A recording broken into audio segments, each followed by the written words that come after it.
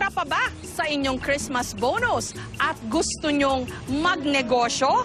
Alamin ang mga affordable na franchise business na pwedeng-pwede nyong pasukin.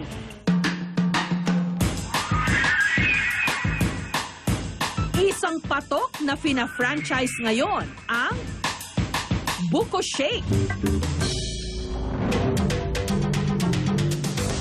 Ang complete franchise package ng negosyong ito ni Rodimer, mabibili lang sa halagang 25,000 pesos. Kahit sino naman magtanong ng franchise, pag sinabing, magkano franchise mo? Sinabi mo 50,000, 100,000, mahal na. So parang nagbaback out na. So dito, parang sabi niya, kaya ko to. So yun ang gusto namin mangyari. So lahat maka-afford.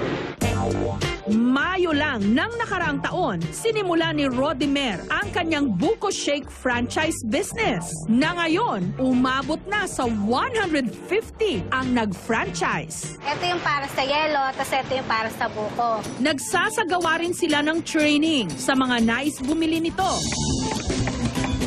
At para masiguro ang kalidad, sina Rodimer daw mismo ang namimili ng buko meat na gagamitin ng kanilang mga franchisee sa Metro Manila.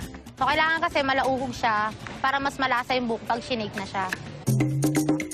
Ang mga nabiling laman ng buko, hahati-hatiin sa mga franchisee na umorder.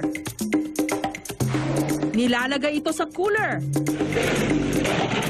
Sinisigurong napaligiran ng yelo para hindi masira sa biyahe. So nilagay na natin yung buko sa styro, lalagyan na lang natin siya ng yelo para ready to delivery na siya. Ma-prevent natin na mainitan siya kasi madali siyang masira.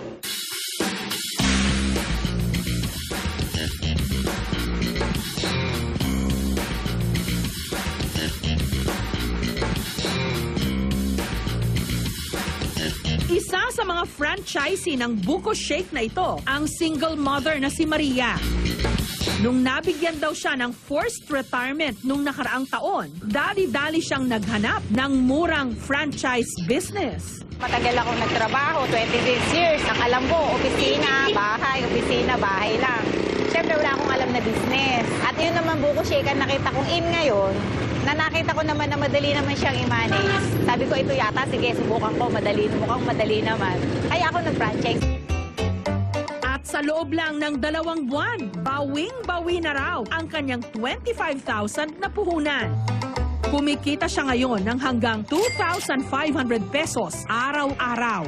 Nakuha ko na yung ROI, return of investment. Income na to ngayon, profit na talaga kasi nabawi ko na eh. Yun, kahit pa paano. Kahit pati yung mga binili kong mga gamit, sana ko na rin, kuha ko na rin. Sarap. Talagang bukong-buko, fresh na fresh.